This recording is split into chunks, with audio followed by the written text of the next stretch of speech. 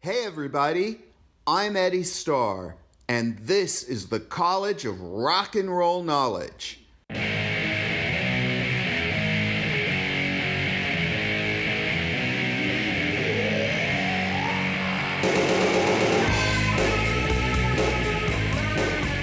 Class is now in session.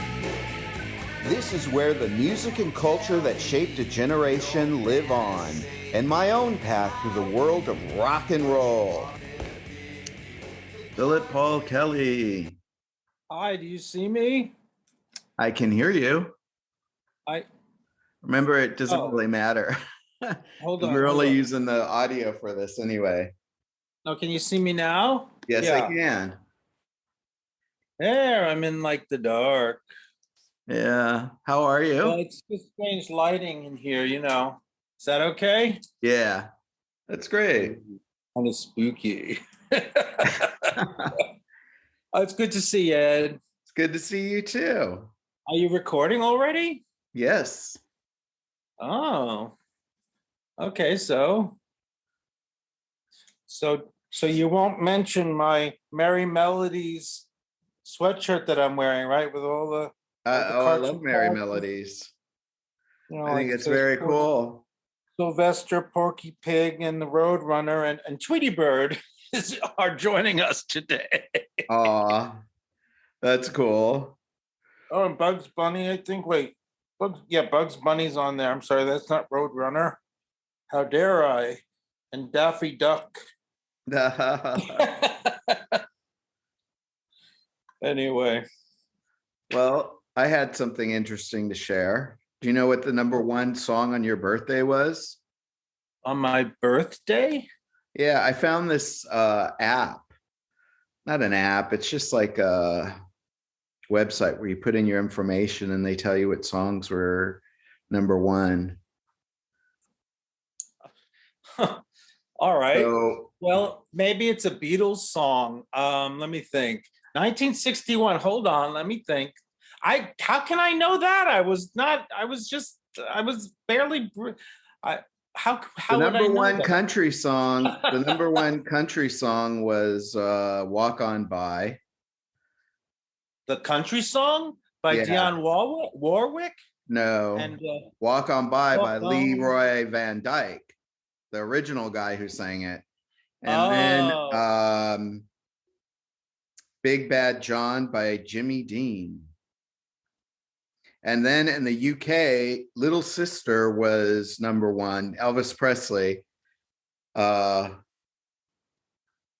with the B-side of Marie's, the name of his latest flame. Wait, so Elvis Presley was the number one hit in England, you're saying? Yeah, in the United Kingdom, yeah. In the United Kingdom, and what was the name of the song? Little Sister. Little Sister. Little sister, don't you? Little sister, don't you do and then you run. Little sister, don't you do what your big sister done. You don't remember that song? No. No, haven't heard that? Well, anyway, no. I guess in the US it was Big Bad John.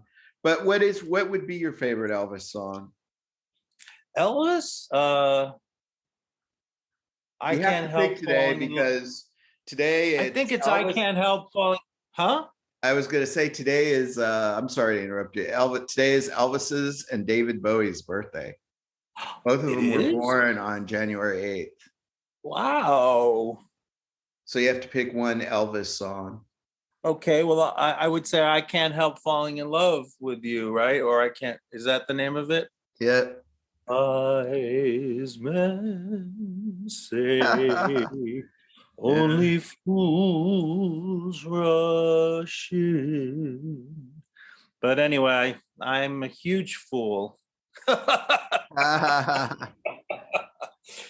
let's see, David Bowie. Wow. My God. It's probably a song that you don't like of his. Why would you say that? No, because you didn't like some of his later stuff. And I liked the band he did, Tin Machine with Hunt and right. Tony Sales. I like that a lot. His last album I thought was really brilliant, Black Star, and but I liked his really early '70s stuff. You know, Ziggy Stardust, Aladdin Sane. Yeah, of course. Fame. That song "Fame" always had such a, because it always seemed like he was singing it and mocking the word at the same time, and I always kind of admired that. Like, it's like he was singing about it, and he was famous, and yet he had that perspective on how how dangerous and ugly it could be. Like he was singing about the opposite side of the coin of fame. Well, maybe that goes back to what how you take in a song. Like last night, I was listening to that song "Ode to Billy Joe." I don't know. I got a story about named Billy Joe. Tallahatchie Bridge. Oh, that's such a sad song. Yeah, I know. But I was on like doing a deep dive in '70s playlist, and that came up. So wow. But I thought, what a brilliant, lyrically, it's brilliant because of the storytelling. The way he tells a story. Very powerful. And the funny thing is how that song has been, even though it's very ambiguous, she wrote it purposely ambiguous, but how many ideas about supposedly why Billy Joe jumped off the Tallahatchie Bridge, I think it's funny. The Tallahassee Bridge or Tallahatchie? I think it's Tallahatchie Bridge. Let's look it up. Yeah, let's look it up. You could do it faster than me. I think I can even look. Yeah, let me see. Billy Joe off the Tallahatchie. I think Tallahatchie sounds. Tallahatchie Bridge. It's somehow in my memory. That's how the lyric comes out. Tallahatchie Bridge. Yeah, it's not Tallahassee. Yeah, it's Tallahatchie. Yeah. I think we can agree that's on what that. I was listening to that last night. Anyway, yeah. Tallahatchie? Yeah. Anyway, but I thought it was brilliant. Huh? Who wrote that and sang it? It was. Oh, I thought you knew. Okay. No, I just Bobby Gentry. Ah. She sang it. And she had, I think, a couple other hits, and then she disappeared. Walked away from everything. Wow. And never answered to anybody's request for anything. Wow. So pretty interesting. That is mysterious. Yeah. that is a powerful song. If you're going to talk about storytelling, for sure, it was mesmerizing, gripped you. That song gripped you, and it's like you wanted to turn away, but you couldn't. Right. It was like such a strong song, and then it ended up like, your heart dropped into your stomach, listening to that song. It was, and yet it was melodically, it just drew you in, and you kind of enjoyed listening to it. And then it ended so sadly. It is really kind of spellbinding if you think about it. Right. Well, the whole song is about a conversation after he's already jumped, right? Ah. So it's sort of like... all right, because she says, I got a story to tell you. It's about a boy named Billy Joe. Yeah. Well, yeah. To me, my mom was from the South, and she liked that song. And one of the things that was interesting about it is the way she talks about the people having the conversation about it is very reflective of sort of the way that Southern type of, the way they think about things and the way they look at things. So I thought it was pretty interesting. Yeah, definitely. I thought it was just very interesting that she could give so many details and then make it ambiguous at the same time, so that, God knows how many years, almost 50 years now, and people are still wondering why Billy Joe McAllister jumped off the Tallahatchie Bridge. Yeah.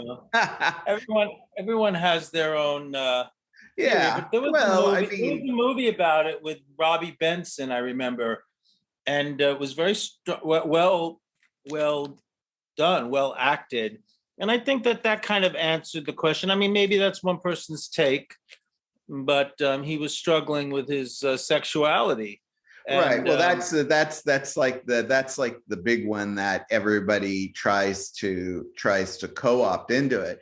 But she was really clear when they interviewed her. She said, "I purposely left it ambiguous, the yeah, song, about why he did that."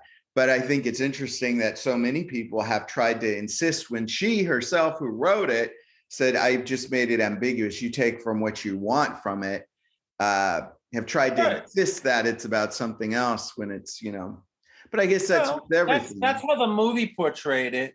I'd have to watch it again. There was certain, it wasn't overtly depicted in that movie, but it was strongly suggested. There were moments and reflections in his acting and the visuals that they used.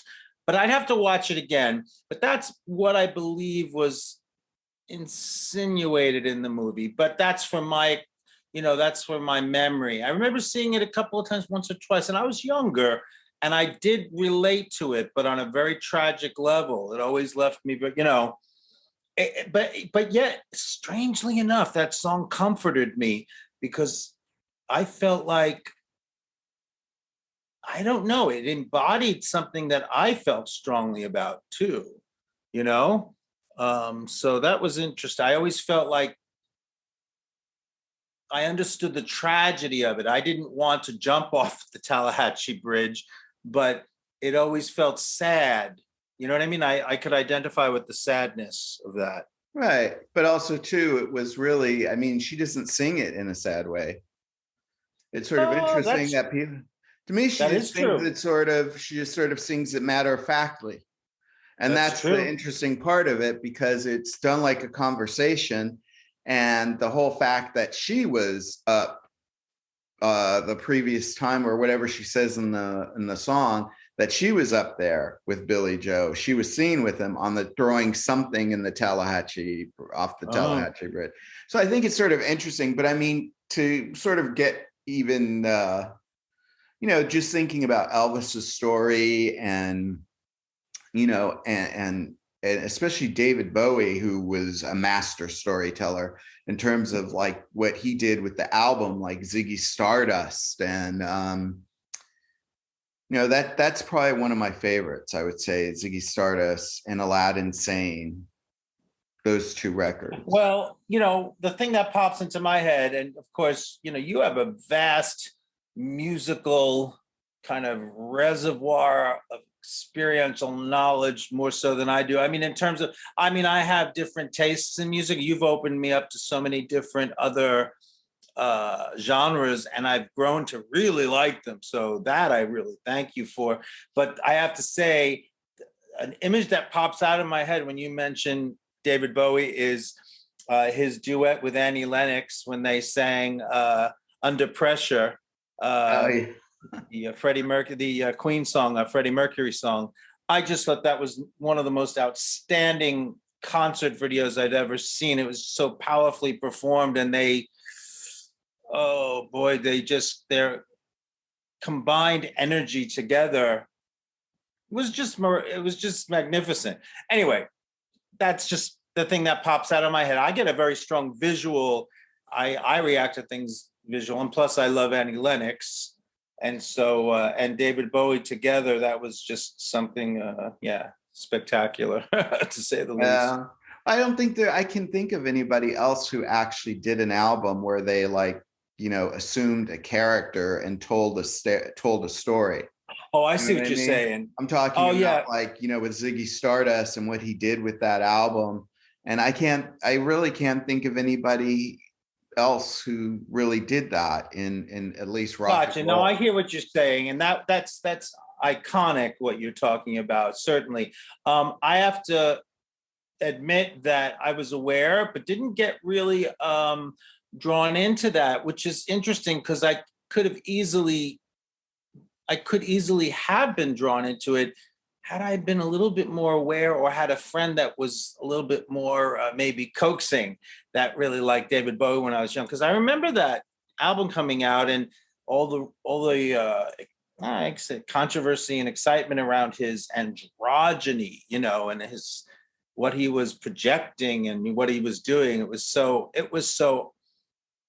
absolutely eccentric for that time, right? He was considered such a trendsetter, like beyond people's even imagination. You know, he would come out wearing a nurse's outfit on stage and stuff. You know, people just weren't ready for that type of shock value, you know, but he was coming from a very genuine place in himself, you know, or, you know what I'm saying? When he was expressing those aspects.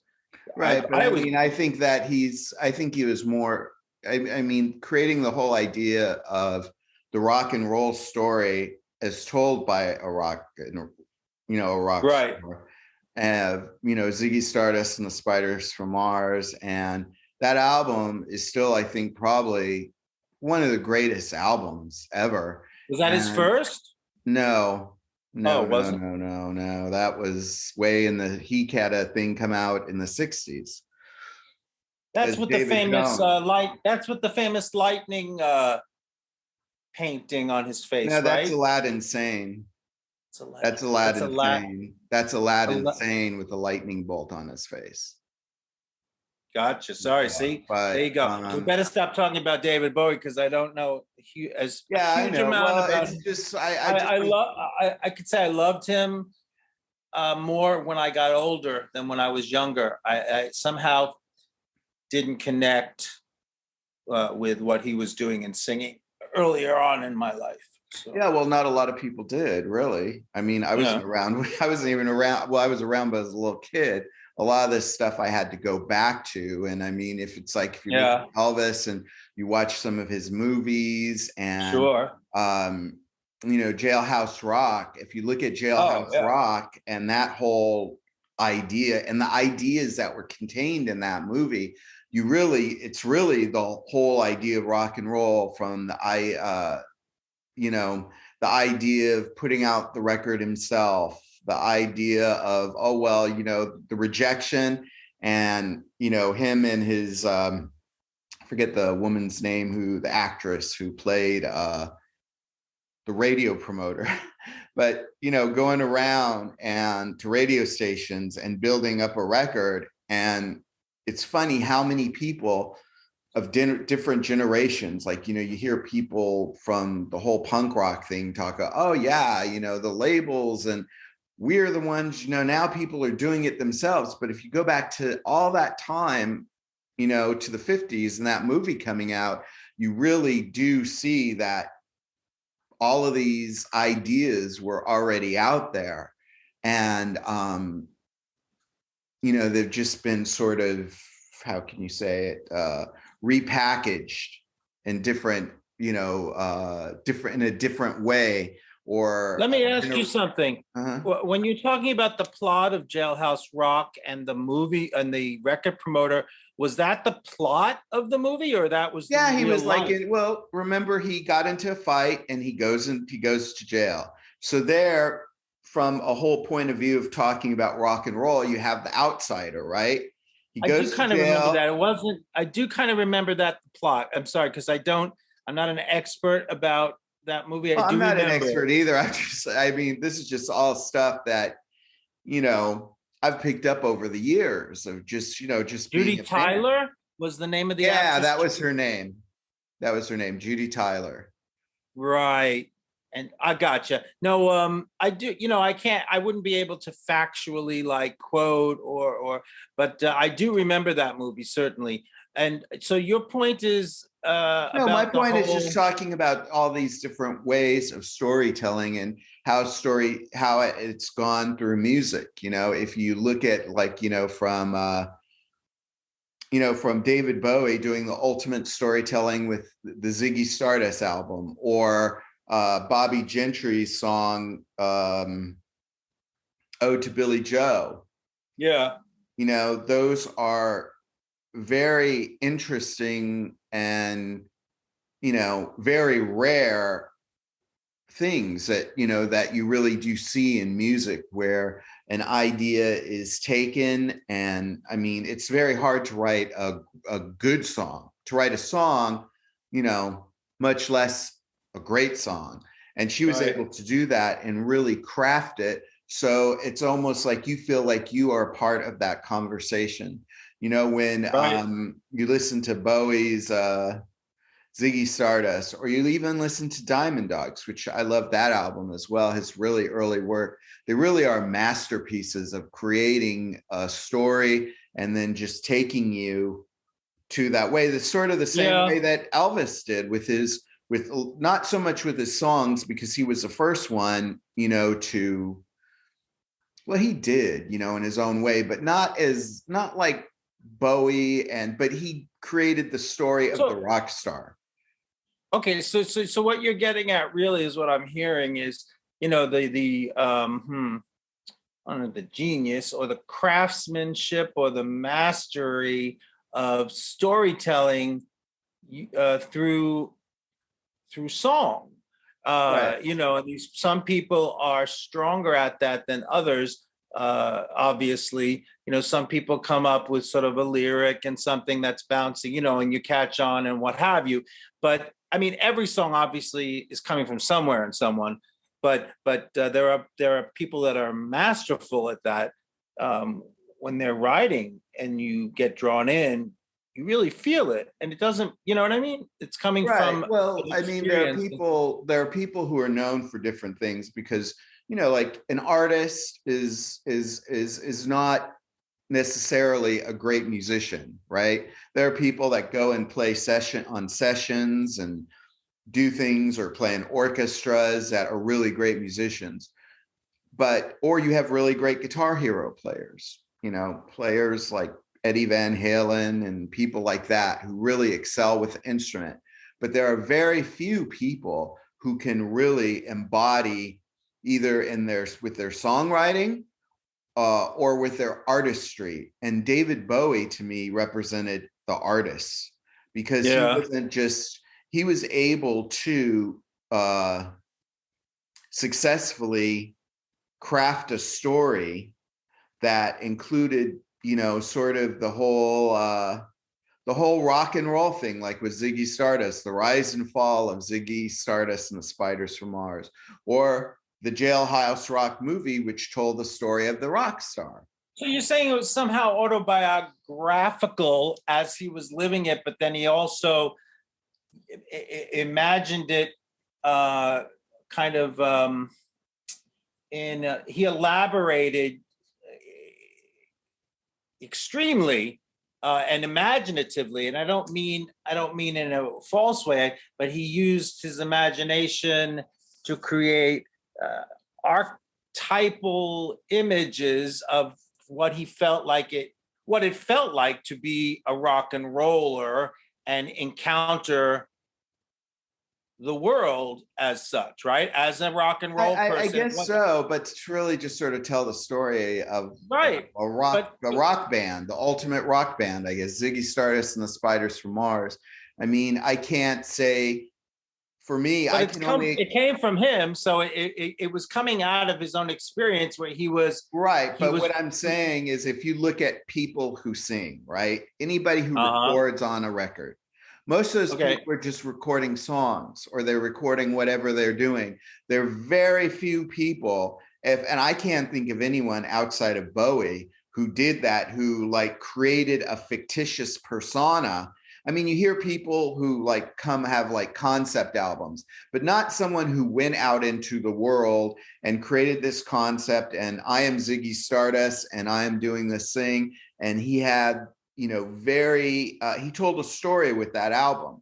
You know, I mean, a lot of his albums told stories, but very crafted, you know, in terms of the lyrics, in terms of the ideas, in terms of the fashion, in terms of the photography. It really brought the whole concept together. Whereas what I'm talking about is just in music and rock and roll. Then you have the Elvis Jailhouse Rock, which really put together all the ideas of a rock star. Because before Elvis, there wasn't anybody. There wasn't anybody. So Jailhouse Rock sort of Well, there were a lot of, but a lot of people personify. I mean, not a lot of people, but there are very specific musicians or even bands. And I can bring up the Beatles as an example. Who wouldn't really? They personified, the extreme, lore of adoration for the pop star, and they started living it and filming it and what have you, right? So they became the sensation, iconic group, and they became who, in fact, the world saw them as, but then of course they responded to how the world saw them, and ultimately, a lot of their music revolved, I feel, around how the world responded to them and how they wanted to, I guess, help, but that's about them.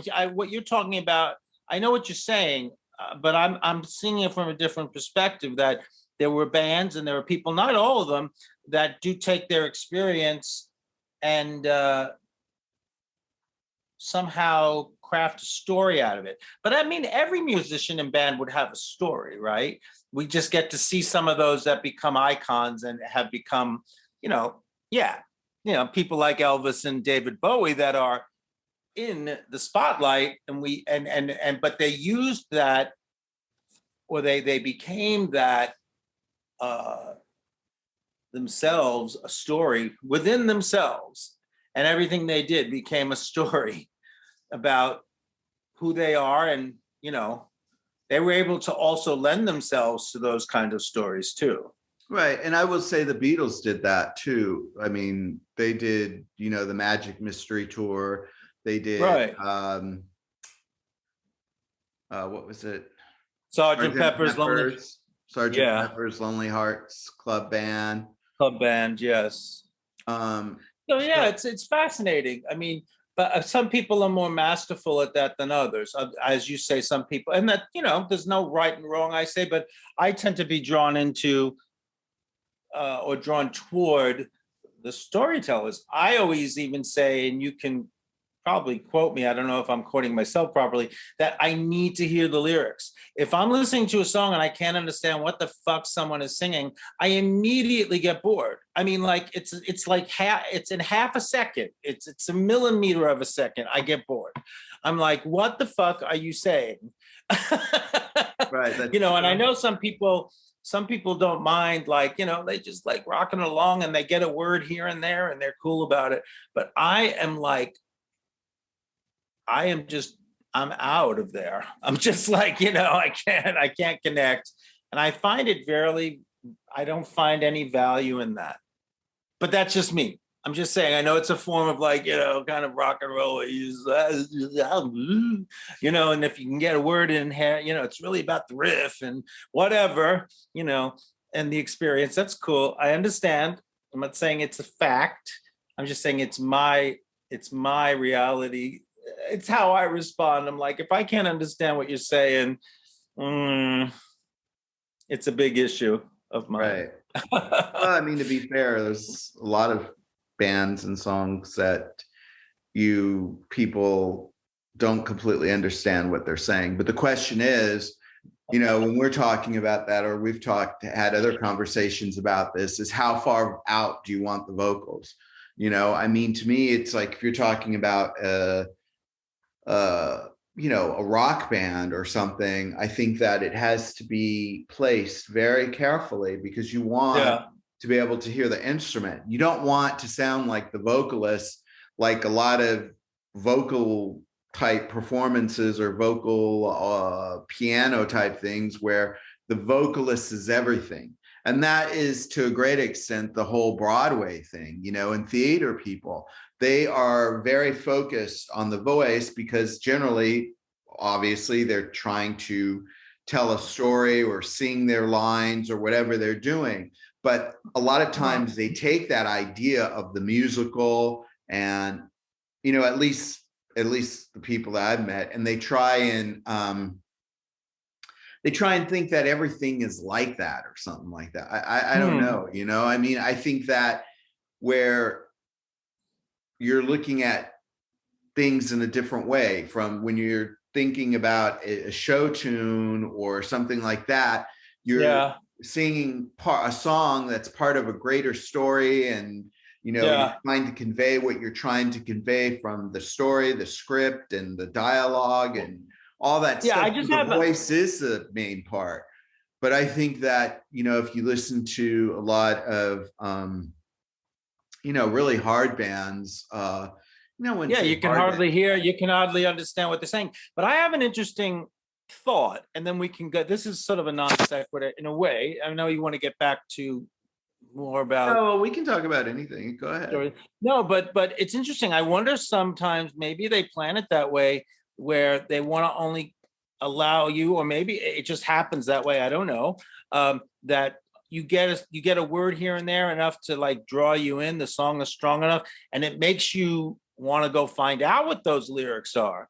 It adds an element of mystery, like what are they saying, right? Find that lyric. I'm sure part of that is part of the whole mix. I think that when everything now, it's like you don't even have to think, because you can go on any of these services and the lyrics are right there to tell you what they're saying.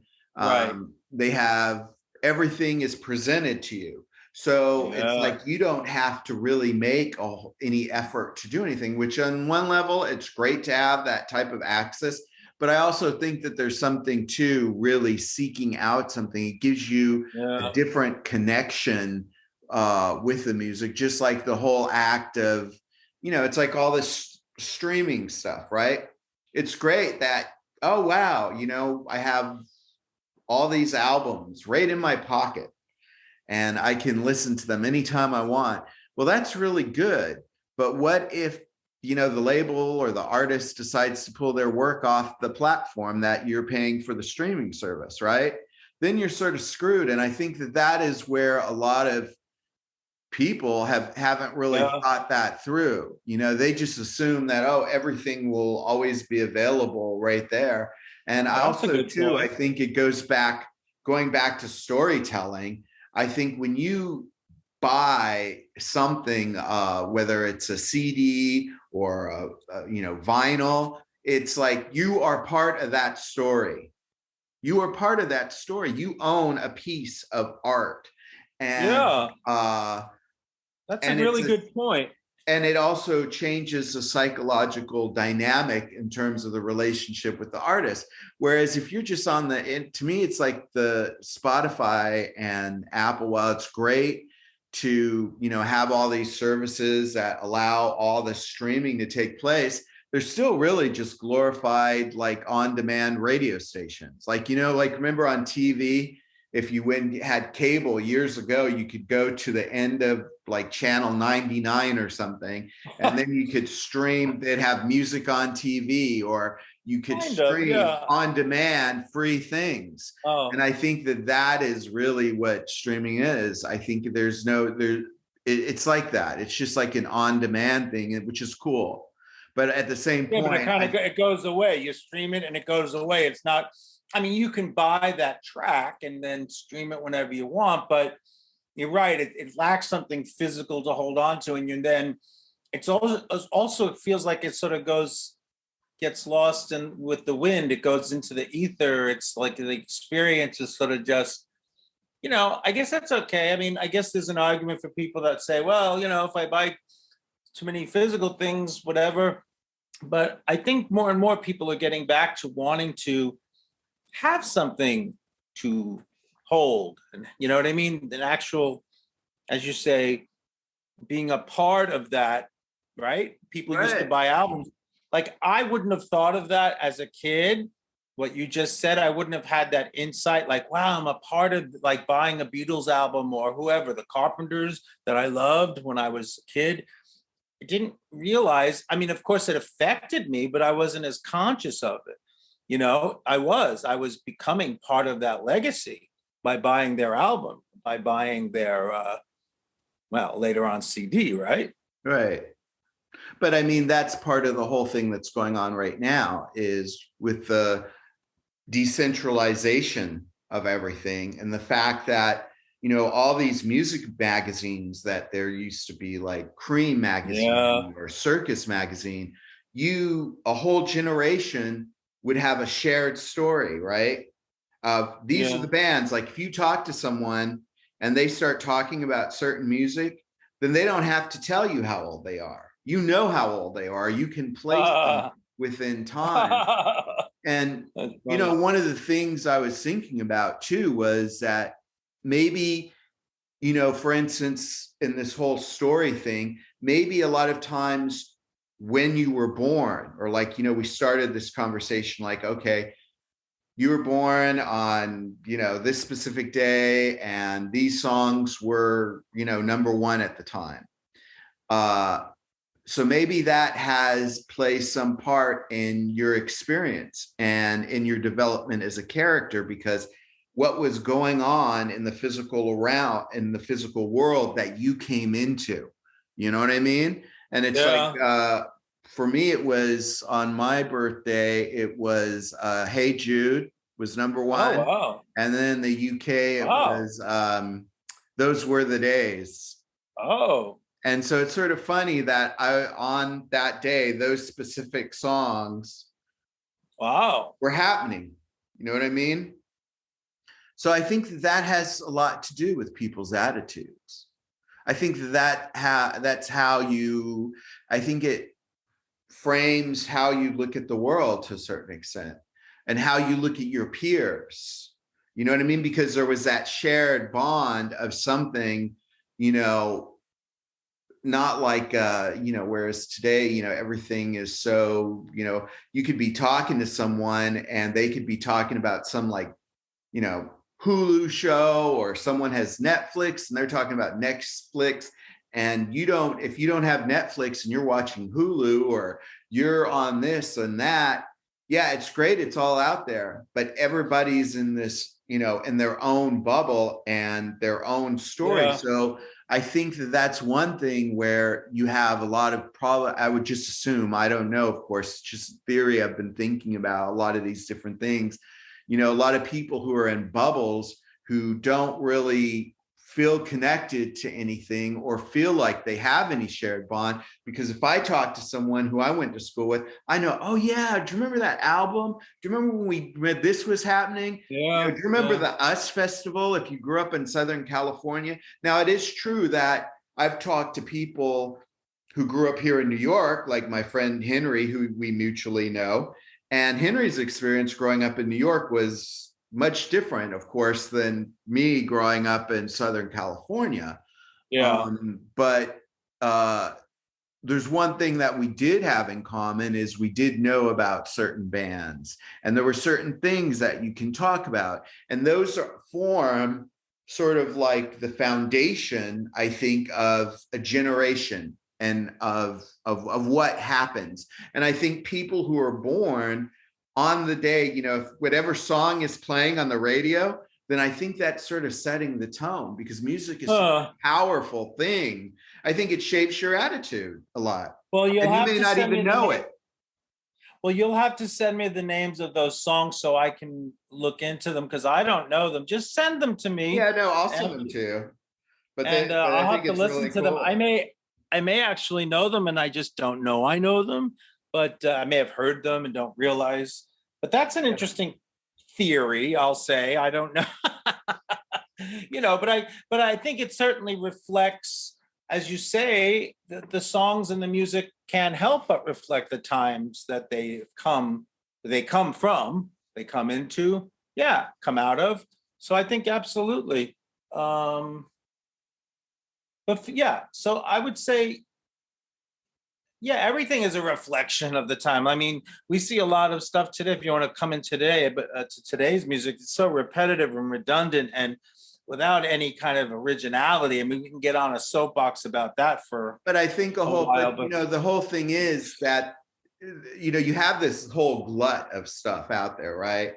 But the thing is, there are people who are doing cool things, but because everything is decentralized and there isn't like a Cream magazine around today that's saying, hey, check this out, this is cool.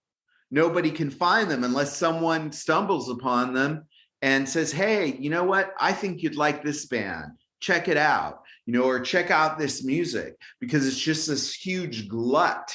You know what I mean? It's like films. It's like, there used to be, and, I of course sound like the typical probably middle-aged person talking about, the good old days, but I don't think I really am, because I think all these things are important, because, it goes back to that idea of cultural inheritance, that we are, I was talking to a friend today, and they were talking about how at Sidney Poitier, who just died, and he talked about in one of his speeches, I think when he won an Oscar, about how he stood on the shoulders, the great soldiers of the directors and actors that came before him, and all these things. And I remember him saying something like that. Yes.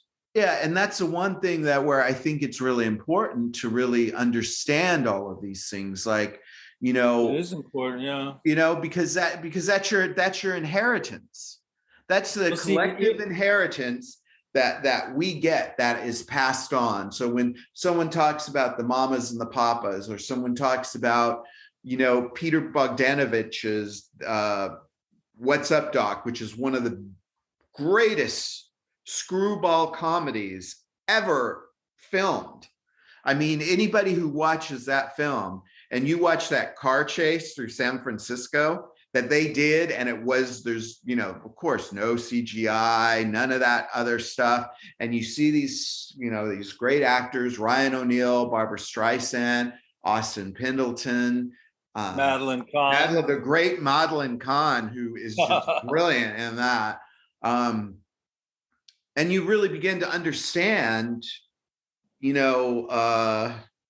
it gives you a new understanding. And it's the same with the books, like I didn't learn about Hemingway in high school. You know what I mean? I learned about Hemingway from reading Spin magazine, and Billy Idol had given an interview in 1986. And he said something, he said, I don't care about making my lyrics poems, or I'm not trying. He said something, really crazy or whatever. And then he said, A Farewell to Arms by Ernest Hemingway. He said, that's a great song. And in a way, and then I went out and I bought all the Hemingway books and started reading it, because I wanted to know what he was talking about, right? And so when I read A Farewell to Arms, I thought, my God, this is. But wait, you said he said it was a great song. You mean it's a great book? Right. But when you read the story, right. But a great book that is beautifully written can be a song. Right. And A Farewell to Arms, if anybody has read A Farewell to Arms, while it is it is a sad book in many ways, but in another way, it's one of Hemingway's most beautiful books, where a passage where he describes the Italian front, it is like a song in a way. So I understood what he was talking about, but what I'm talking about is he knew about that, right?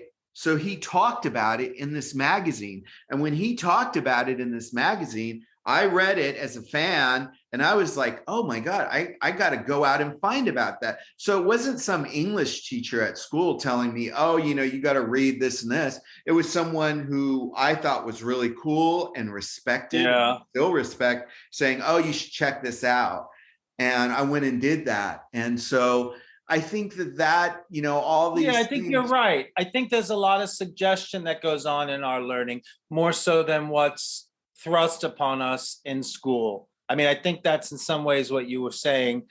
In some ways, I'm not going to say it's I'm not like, I'm not claiming to understand exactly everything, but I think that's what I got.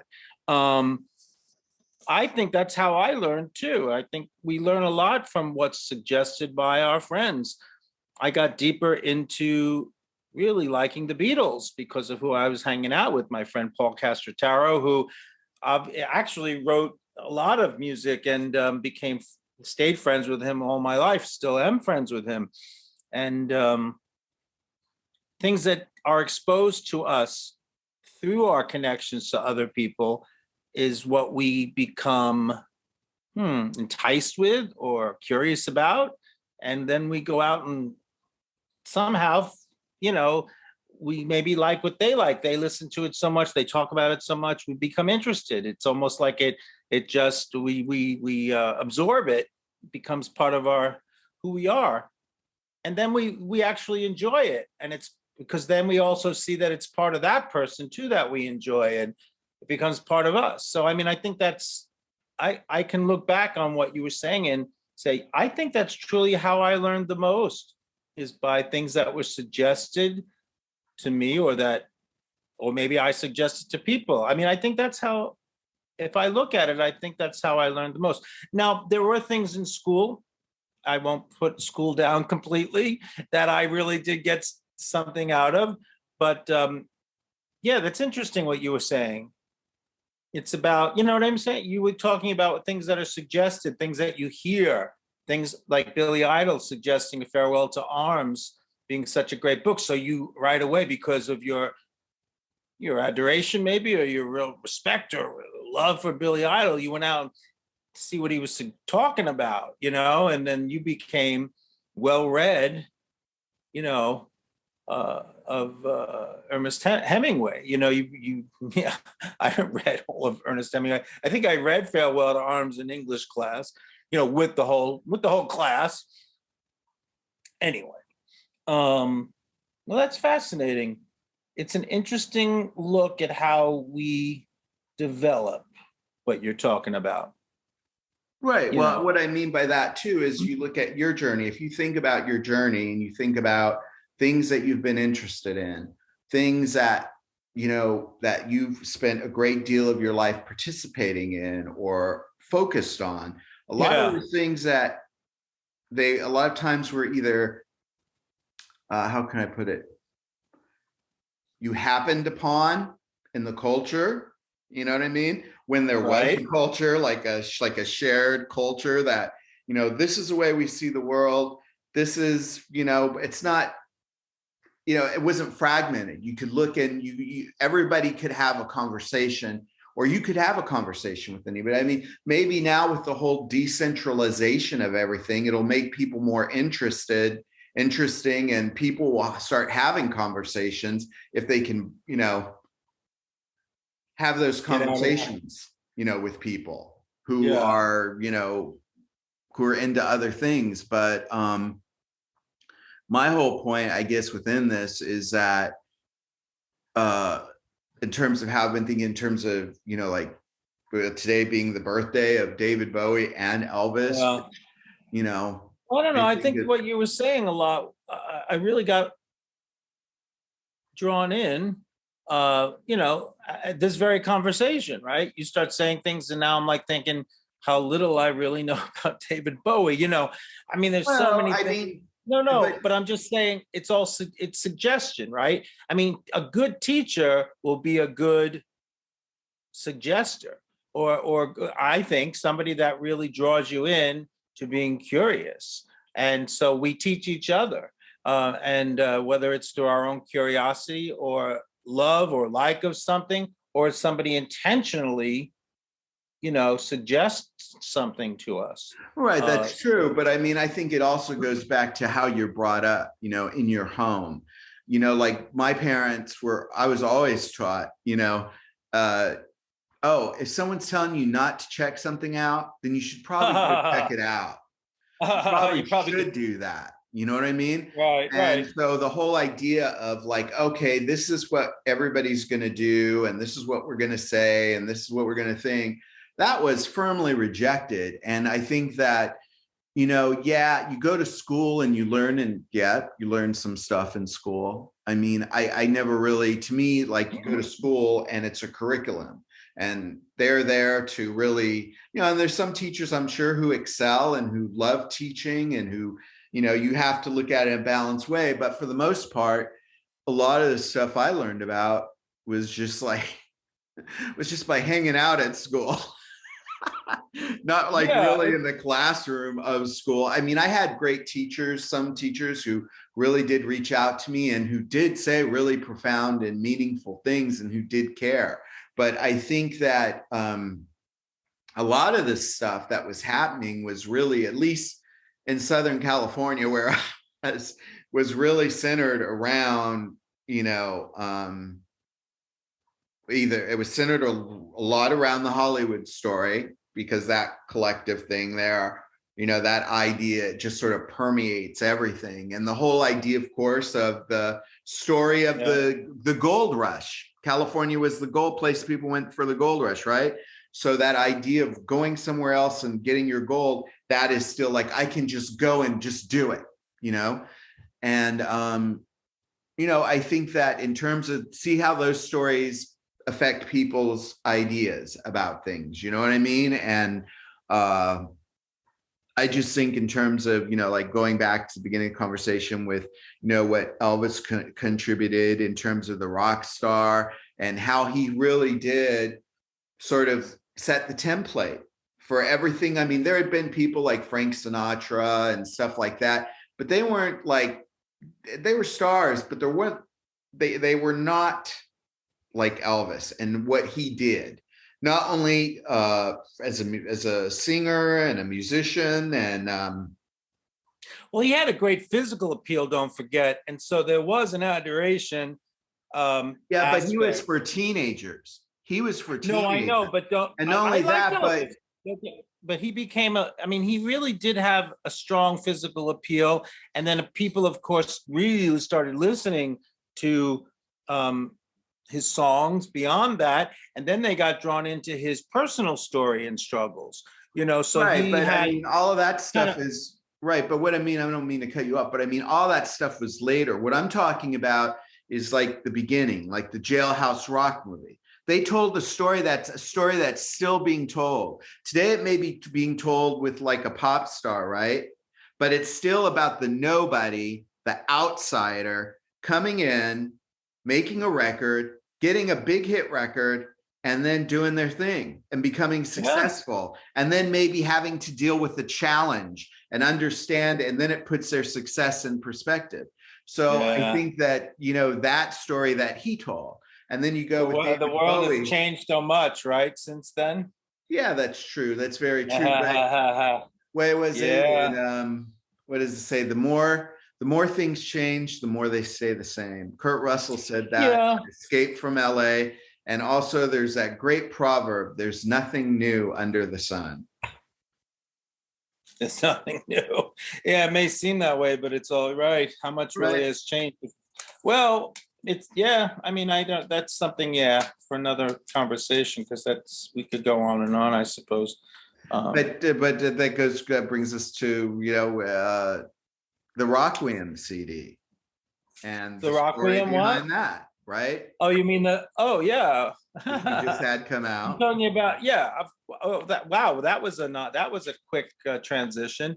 Okay. Well, my whole point with this is we're talking about stories, right? We're talking about absolutely, and how they affect different things. And I think that, you know, this story of what you've been able to really do in a very short amount of time, what it has taken other people, I think, probably years to do, in terms of, you know, getting an idea, you know, writing the script, putting all these different things together, doing a reading, doing the elevated reading that we did in 2020. And then now we have this CD. Which, fascinating perspective, really, because, you know,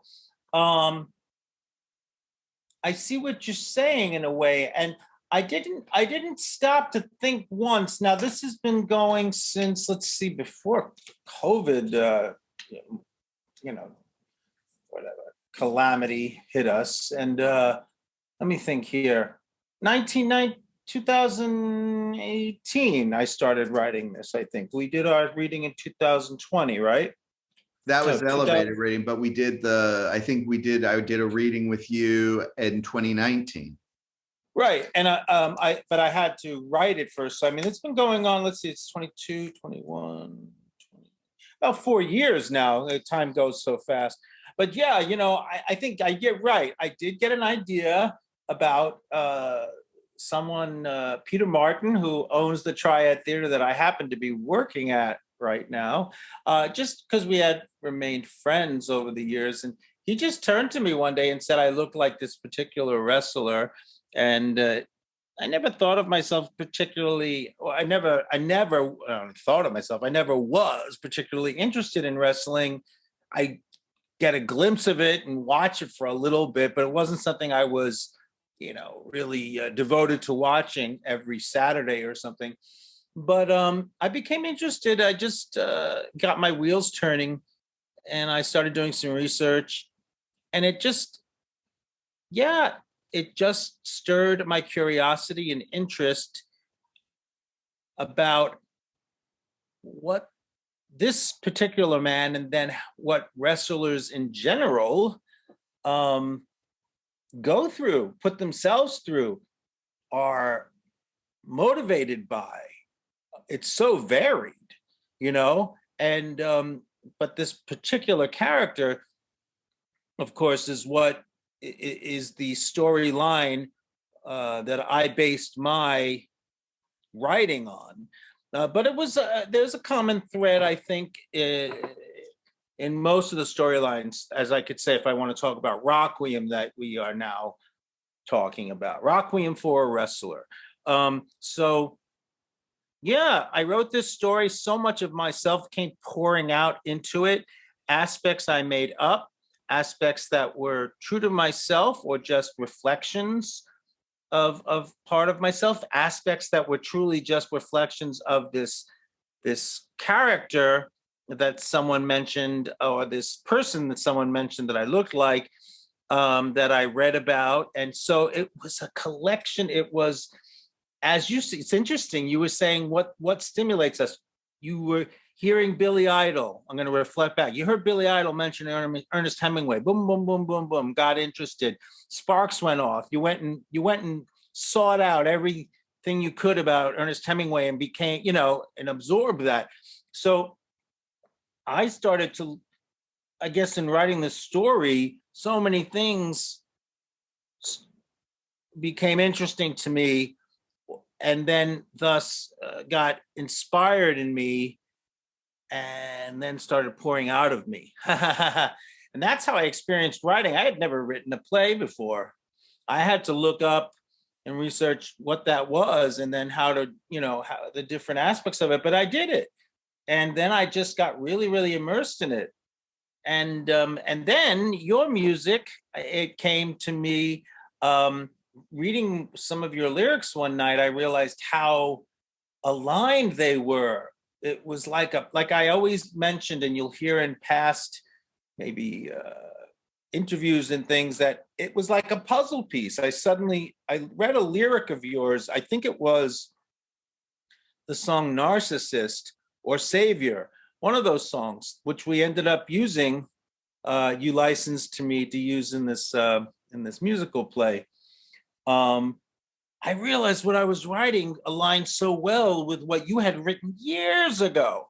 So it was just like, it's kind of magical in that way, So it's funny how often we do things we don't realize the connection they'll have later, even, or how someone will find affinities with them later, But anyway, that's what happened to me. A lot of your music from that you wrote earlier on, you say in your 20s, I think you told me, really started to reflect well, or to how can I say, dovetail well into what I was writing, because the story I was writing was somebody who was reflecting back from the beginning of where it all started, we'll say. So your lyrics and your writing really worked well. And but I mean, so the interesting thing about that is you're able to take songs and some songs from Paul Castrotero, and you're able to match those and to create basically a soundtrack with that. And that is really hard to do. I mean, we're talking about, I was just talking about Ziggy Stardust, or albums, very highly conceptual albums. Or if you look at The Who's Tommy, a lot of thought went into, not only writing the, for Tommy, the musical, and, the lyrics, and each thing is carefully done, but you were able to take, some of my songs, and you were able to take some songs from Paul and create this sort of story that makes sense. And it's not a sort of story. Really well. It is a story, and it's a slice of a story, because God, there's so many branches that we could say everything branches out into other stories, right? There is no end, but there is no beginning or end. It just is, right? But anyway, I have to just say though, I didn't write any of the story around these songs. These songs, just how can I say? They spoke to the story, but I mean, it's very. Yeah, I would just say there was it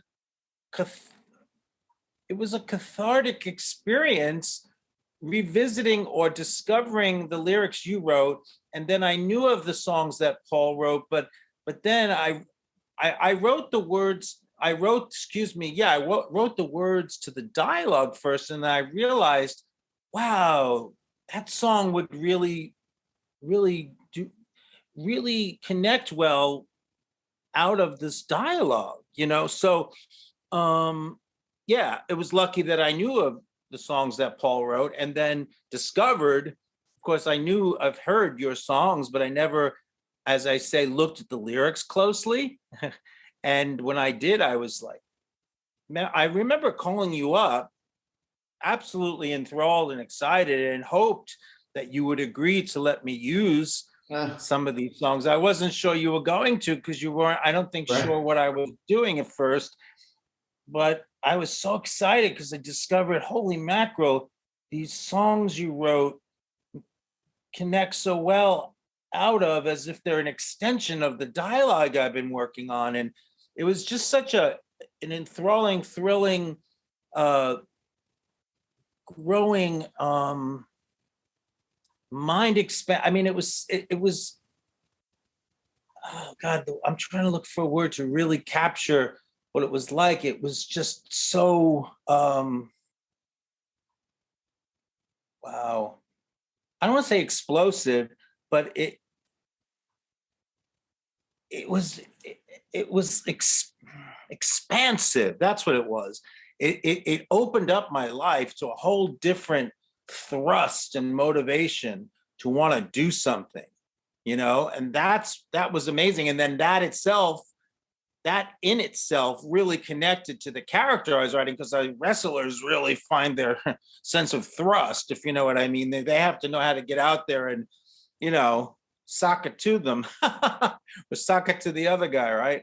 But anyway, I think that it's an interesting sort of exercise in terms of, taking existing works and while you're creating another aspect, a story. And I mean, I'm sure, in movies, they do that all the time, but I don't know how frequently that necessarily happens in the theater. You know what I mean? A lot of times people write music and they write a thing, and, we just Stephen Sondheim just passed, who was known for, writing his lyrics and music and doing all the great stuff he did. But I just think, listening to everything and being a part of that, I really was amazed at how the songs did work, and it worked not only within the story, but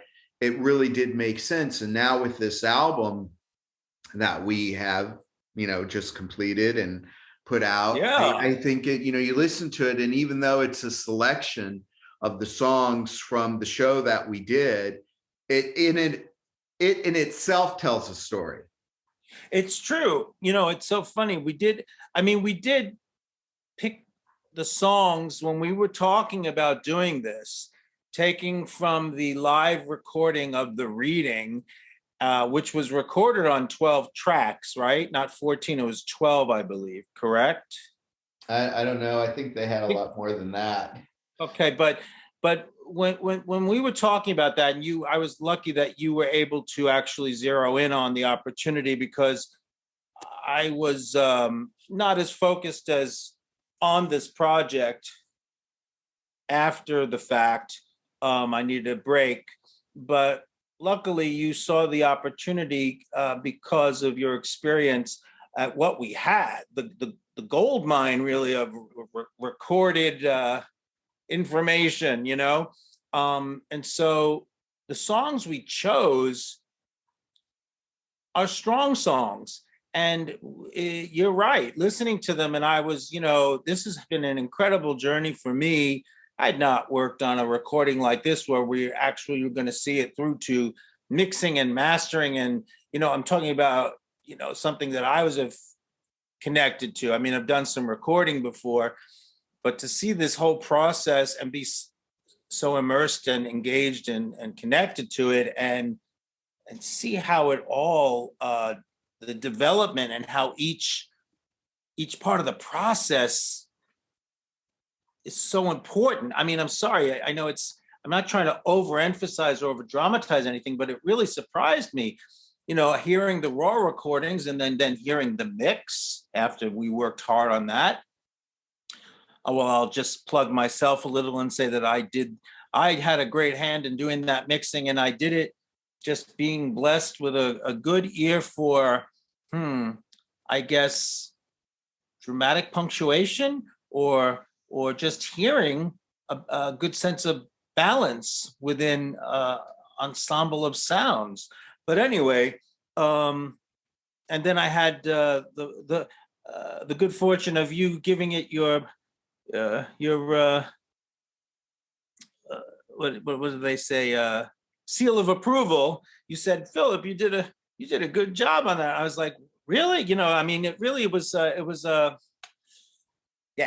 I just dove in. Really, I just did what I knew I could do the best I knew, and for you to tell me that you thought it came out well. Yeah, I really do think it came out great, and I think that it. Yeah. Basically, though, I think it gives people a gist of, you know, the show. You know. Oh yeah, absolutely. I'm sorry, I didn't mean to go on about myself. That sounds a bit vain, but I was just surprised that I was able to do that. And like you were saying, the music.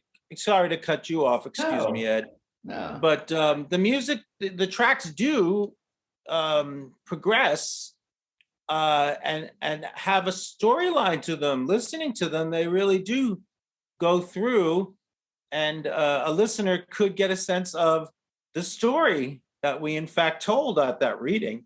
Yeah, no, just I think it was the really 8 tracks that Yeah, I thought they came out really great, and I think that it's very rare to, you know, I think the band was so great. Benjamin and Peter and Seth did such an amazing job. They were so tight. I mean, they are those people that can, you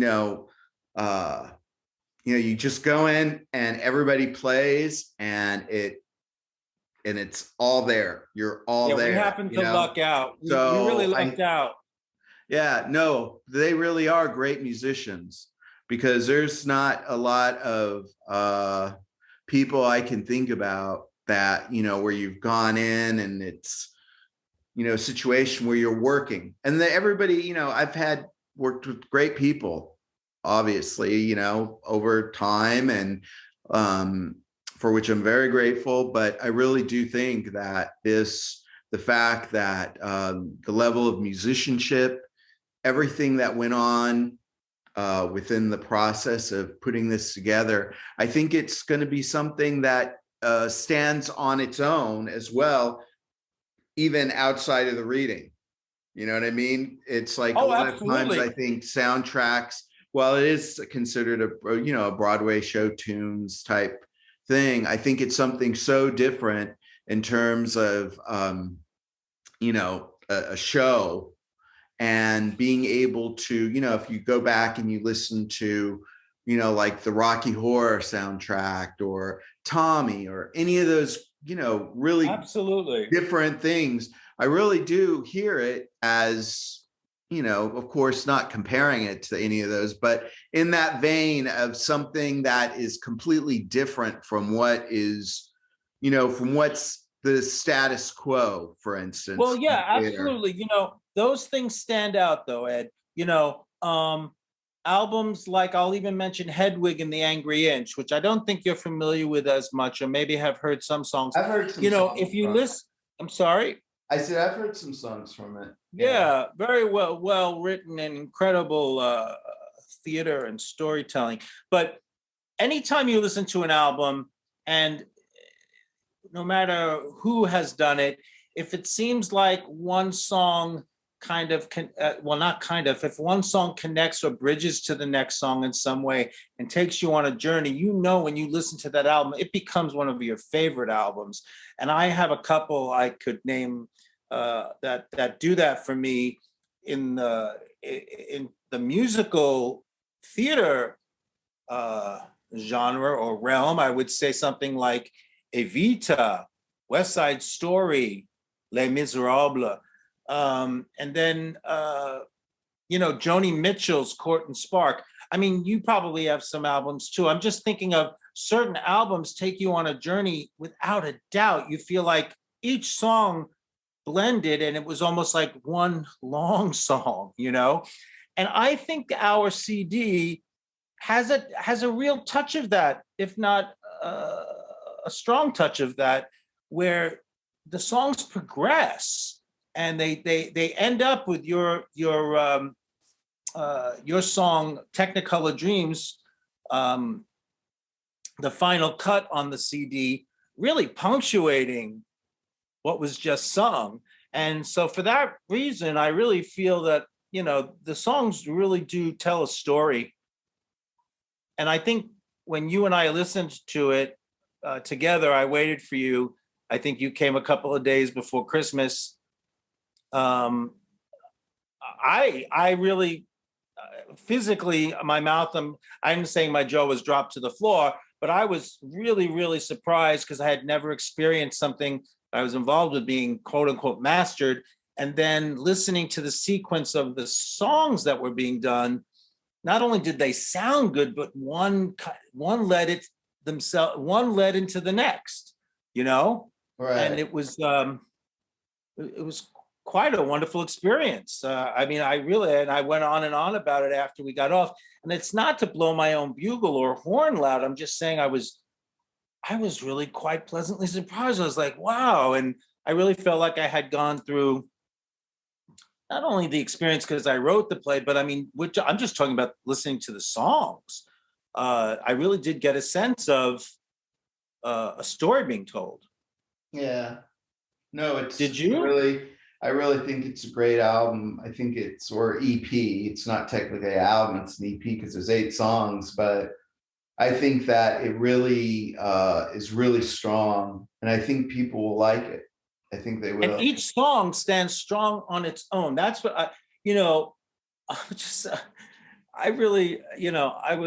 I'm still surprised. Just like I was like, wow, each song is strong and they don't overpower each other. And yet they do take you on a journey. Each song is strong on its own and they vary in style.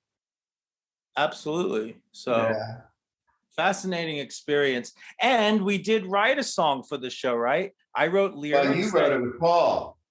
Yeah, and Paul wrote the music. And that was also included the letter, which was another amazing experience when I thought to myself, well, we need, at this point, in the play, in the storyline, we needed something of a love song or a plaintive sounding song. And so I just let that roll around and, anyway, I let that develop and bubble over and just came pouring out of me the lyric. I just worked on the lyrics slowly, wrote a couple of lines down and then went back to it one day.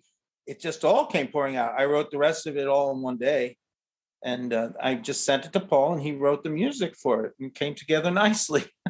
Yeah, yeah, it really is cool. So now you're working on the script for it, right? That's correct. Yeah. So maybe you could give an idea to people about. So you're developing further.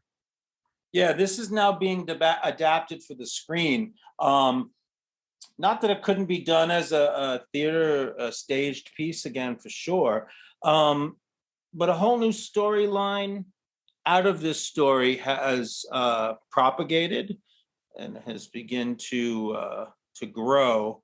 So yeah, but there are a lot of similarities also in terms of I would say foundations, but it will be based on a different type of character, especially the age of the character and the background. But cool.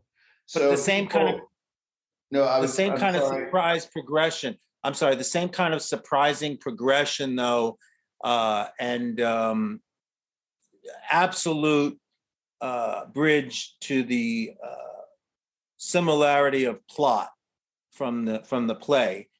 But yeah, a lot of different things and elements and aspects being introduced. Well, that's cool. Yeah. Well, and so people, of course, can go to Rockquiem.com to That's right. be kept abreast of what's happening. And of course, they can buy the CD there because it's only available in the real world. It's not available on CD. That's right. That's right. I remember you and I discussing that, and you were saying that you feel it's important to, as you were going back to the beginning of this conversation, that it's part of the romance and also the need people are feeling to have something to hold on to feel that they're part of a legacy of something. It connects people now. I think people are wanting, needing, and yearning for connection, feeling connected, especially these days. So I'm glad that you chose. Actually, you're the one that implemented that or suggested that was that. Something. I mean, Philip, you don't have to keep saying that. What about what I did, because it was a joint thing that we did. And I keep think saying it. Yeah, I didn't keep saying. Well, you had nothing to do with this at all, Eddie Starr. So don't even take any credit. No, I don't mean that. I just mean, of course I know that, but I mean, I'm just saying that it was something that, no matter who thought of it, it got done, and it's something really cool that people should check out. And it does remind Don't clam up, Ed. Like, I was saying, don't clam up on us now, Ed. I was telling it as it is. That's how it rolled out. I know. I had my hand in some stuff and you had your hand in some stuff. So that's true. People should know that. I'm just telling the truth about the story. I'm just telling the story. I'm telling the story. That's very true. Go ahead. What were you saying? No, I was just going to say that it's something, that it was really a lot of fun. And I think it does stand up, like, going back to stories like the really cool, alternative type, like we were talking about Rocky Horror and Tommy and stuff like that. But people can make their own assumptions on that. It's a unique pairing. And I loved the way that actually, I'm sorry if you don't want me to mention it, but you came up with describing what this really is. Because I kept saying it's more play with music. And then you decided, you imagined or discovered it's really a rock and roll wrestling spectacle. Well, the song and the music. I mean, both of them, the aspects of what are made, both aspects that make up the storytelling are wrestling and rock and roll. Let's say the two aspects, and they're both spectacular, quote unquote, unto themselves. And so together, it's quite a potent, unusual mix of things. Anyway, so that's what I think makes it a potent experience. And hopefully, I think people are going to be. I think people are going to be surprised and really magnetized to hearing about this in this way too, through the medium and genre of rock and roll. Because that's what wrestling, if you think about it, wrestling is rock and roll, and rock there and roll is a lot of wrestling. stuff. I mean, if you look at, I always loved entertainment wrestling, not as much as I like the roller derby, which was sort of coming back. It's sort of funny though, because, I think I was, like we were talking about when you were born, and, that sort of whatever was going on then affects you. And I think that a lot of the stuff from that came before me, I was almost more interested in that than what was going on at the time. And it's sort of funny because that is still my point of view. It's just like, I didn't hear the Sex Pistols until I saw the Sex Pistols in '96, but I never got to experience that first wave of punk.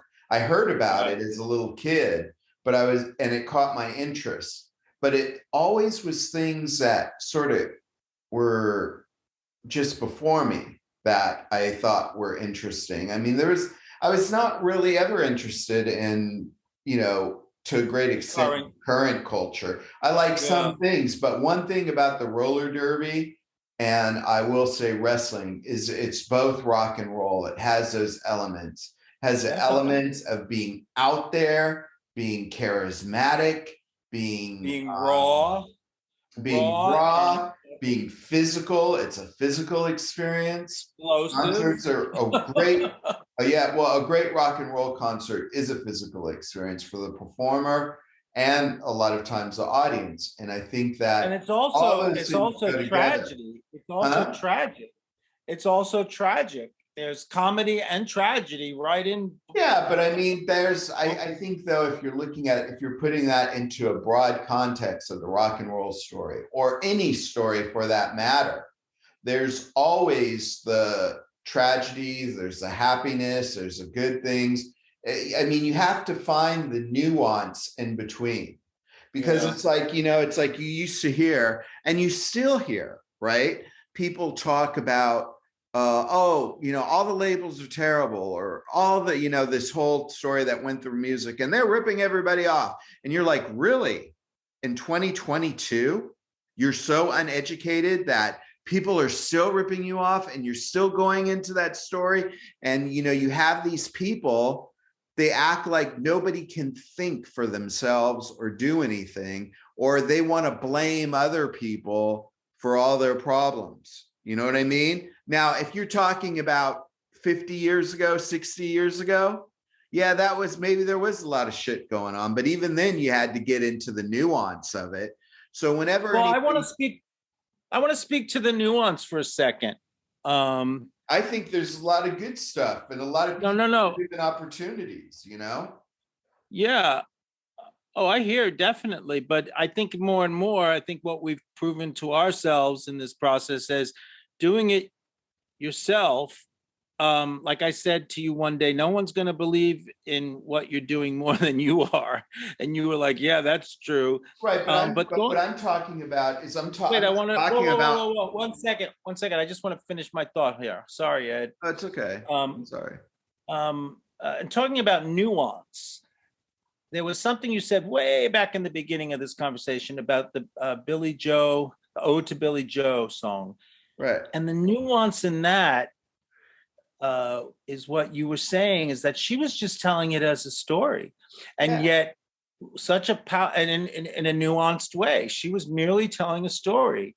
But how I experienced it, and how a lot of people experienced it, is as if it was really happening, as if she was watching it and she was telling it in real time, but she was just telling a story, and so it had that powerful an effect on me that I got drawn in so much to her storytelling that there was a sense of being there as she was telling it. It was so visual, it was so potent what she was saying. And yet she did it in a very nuanced way. She didn't sing it in an overdramatic way.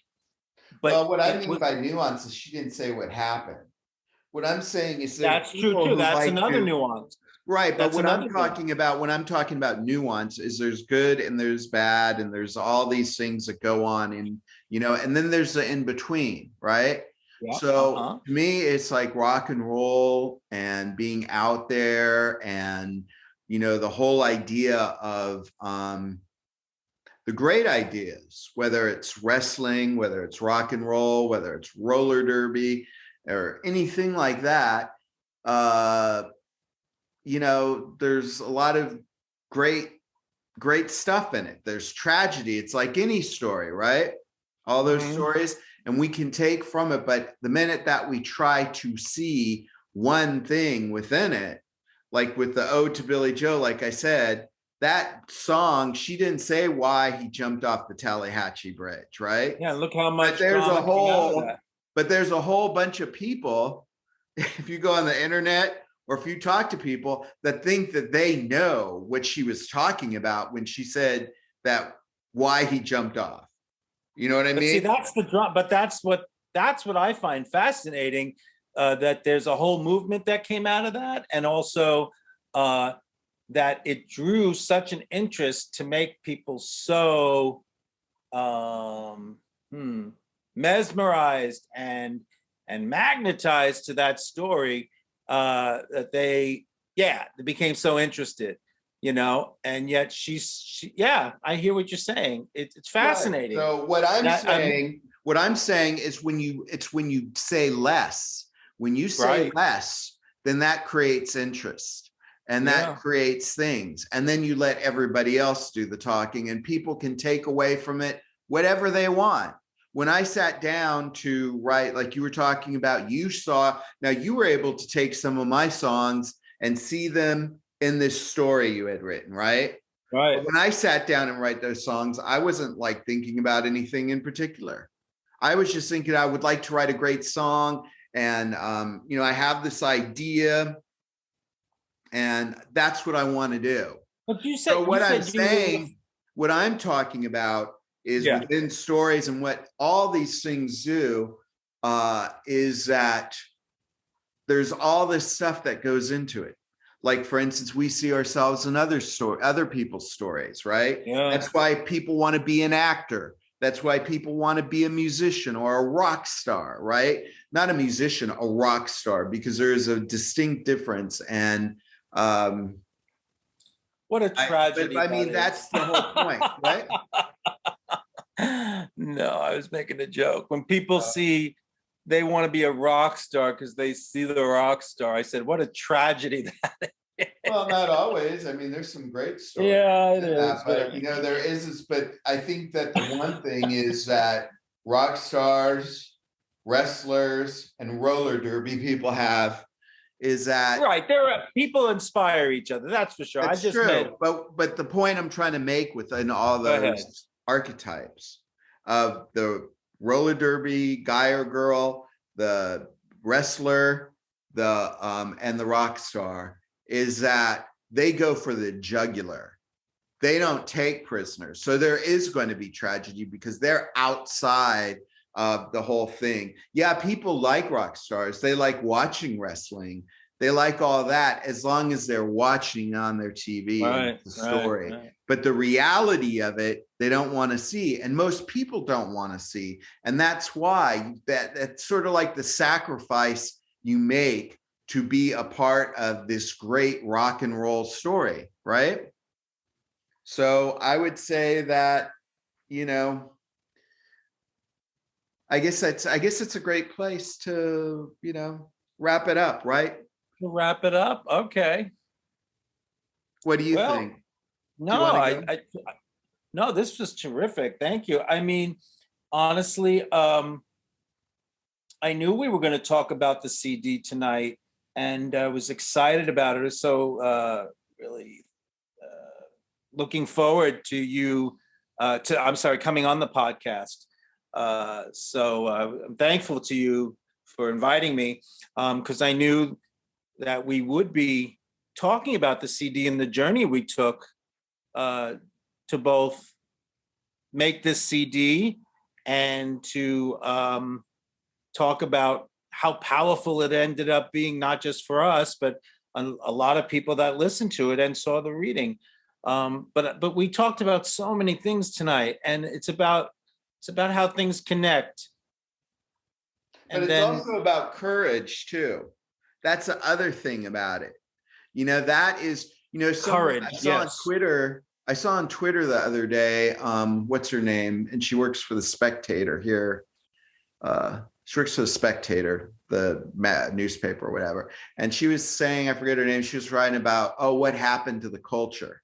Well, there's one thing that rock and roll, wrestling, roller derby, artists do that has gone against everything that's gone on. And I'm sort of like going off a bit here, but it's courage. Yeah, no, courage. I think you're right. And the great thing is about that reading, why I love it so much that it would happen when it happened, is because not only, you know, was that, of course, the legendary off-Broadway theater in New York, the Triad. And then it was right during the height of the pandemic, when people were really, really scared and all this other stuff. And it's okay to be scared, and it's not taking away from those things or being, you know, using common sense and all that stuff. But the fact that you were able to jump through the hoops and bring, you know, that story to the stage and stream it out to the world before, I might add, most of Broadway. And I think we were one of the first. Well, I don't think anyone was streaming yet. Nobody was streaming yet. It was just I think it was just at the point when the I'm sorry, pardon me, but it was just at the point when the mandates were lifted for the COVID regulations, or the mandates to the precautionary mandates in New York were so stringent that they weren't allowing anyone inside, and the masks were being, you know, but it's when people started to loosen up a little bit. Not so much that you couldn't just go out and not be aware of what everyone was being cautious about, but people were being allowed a little more freedom, a little more room. Everyone was locked up. So yeah, there was all that pent up energy, as you're saying. So yeah. But also just to finish my thought, I want to talk about that whole aspect, because that also goes into stuff. You went out there, you cast a show, you didn't let anything that was going on in the world thwart you from getting that show to the stage and having it streamed before anyone else in New York was doing it. And then, you know, it was funny because I saw something, and I saw like some Broadway people or whatever, and they had something saying, oh, the show must go on. And it's like, yeah, sweetie, it already did go on, you know, while you were hiding in the basement. So anyway, my whole point is, I guess, is that how much all of this stuff goes back to like wrestling. Wrestling is courageous. It's about getting out there and doing it.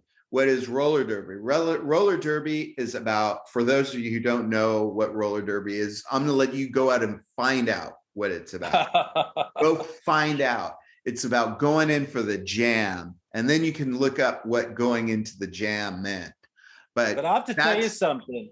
But that's what it's about when it's like about rock and roll. It's about just getting up and doing it, and having the courage to do it, and not listening to what the world tells you and what other people tell you. And that's the one thing I think that especially. I think you're right. I think you're right about that. But it's funny, and it is called courage, but and you do tell yourself, well, I can't let what's happening dictate what I'm doing, right? Or else it's not going to happen. But it's funny, I didn't stop during the process, and rarely, I don't stop and tell myself, oh, you're so courageous. You know, I doubt anyone that really is exhibiting or demonstrating courage probably stops and thinks they're being courageous, or, you know, they just do it. You know, it's part of them. It's part of them, or it comes out of them, or it gets tapped and discovered. So I think it starts with being interested in something, and then being driven and being passionate, motivated by something. And you become courageous without consciously aiming to be courageous, you know, and then there's success and there's tragedy in that. And there's blood, sweat, and tears. I'm not well, I guess that's being a bit over dramatic maybe, but it's true. That's what I experienced through this process. There was great joy and accomplishment, and there was blood, sweat, and tears also. Right, But but I getting wouldn't back I wouldn't to- turn back the I wouldn't turn back the clock for anything and not have done it, because yeah, it's just, it was a great experience, and it still is. And this Right. album that you've helped me produce is proof in the pudding. When I listened to it, I really couldn't actually believe my ears. I really couldn't. But you know what? See, that is the rewards of being courageous. And this is, I'm going to go back to my thing when I was talking about that, whatever journalists on Twitter is talking about what happened to the culture. It was so cool in the 70s through the 90s. What happened in the last 20 years? There have been moments in the last 20 years, by the way. So you have to see in the nuance of that.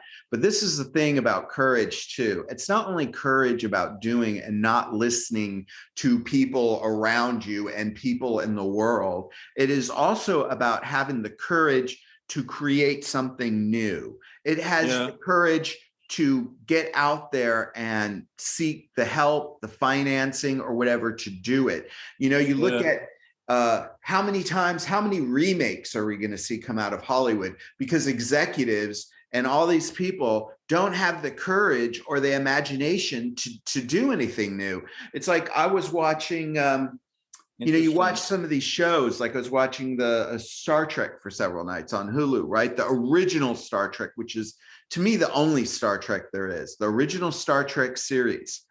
And, the first 2 seasons were done, which I don't know, I don't hear this talked about a lot. They were done by Desilu, which is, of course, Desi Arnaz and Lucille Ball. Yeah, Lucille Ball. But you know what the whole point is? They were courageous. Yeah. That's why they got the rewards. They went in a time when, they created this show, which was successful, but they did it on their own terms. They didn't listen to other people. Then what did they do? They had created this entity, Desilu, which they created into this whole, their shows and to do it. But then they did Star Trek. Groundbreaking. Think of the empire that Star Trek has become for Paramount, right? Yeah. And it started with Desilu. And so I think that, and it's not like trying to go back and stuff, but what we need now in terms of writing, in terms of getting back to really like,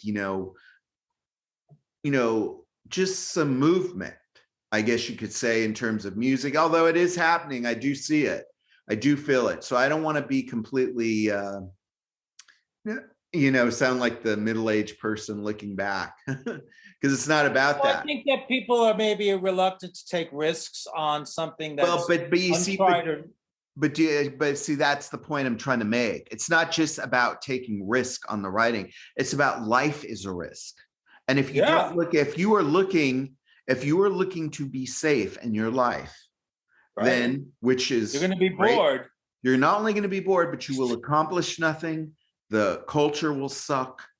All the things will suck. Whereas by going out there and being courageous. So there's so many different things that go on, I guess, with great ideas and getting them out there. And I know I've gone off on tangents tonight. I hope you don't feel I think it's great. And I really appreciate. No, I do. I appreciate me when I get on my soapbox about this stuff, Yeah, I think there's going to be a couple of edits in this podcast you might have to address. No, there are no edits. Oh, well, okay. This is going to be one long ass podcast, Ed. You better edit it a bit. No, anyway. I don't do edits. It is what it is. All right. So anyway, I guess we'll leave it there then, right? Okay. Yeah. So what I'm going to say though first is I'm going to say, or do you want to say it? What? Don't forget to subscribe and like and hit that bell. Yeah. Don't forget to, you got to say it again though, because I think I was saying something. So say it again. No, I was going to say, well, I was kidding with you. I said, don't forget to subscribe and like and hit that bell. That's right. That's what we want you to do on the College of Rock and Roll Knowledge on YouTube. But the other thing is now we are on all the podcast platforms pretty much. I think we're on almost every one. And so I would like you to subscribe on those platforms wherever you hear it. If you're on Apple, I would appreciate you leaving a review, because that, of course, helps the podcasts. I do look at what is, put online. So I want to also thank everyone for their support. I think I started this, 2 years ago? I think it was almost 2 years ago I started this. And so I appreciate the support. And of course, I want to thank Philip Paul Kelly for the many opportunities we've had over the years to work together, and coming on my show and supporting my creative endeavors and his friendship. And I guess we'll see you next time. Rock on. We will. Hopefully there'll be another next time. Don't forget to invite me back. Oh, I will. You will forget? No, I said I will invite you. Rock on.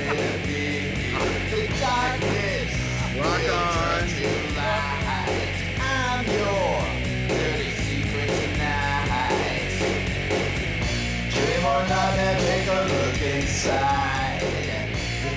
The College of Rock and Roll Knowledge is a production of Ton Up Incorporated. Copyright 2022, Ton Up Incorporated.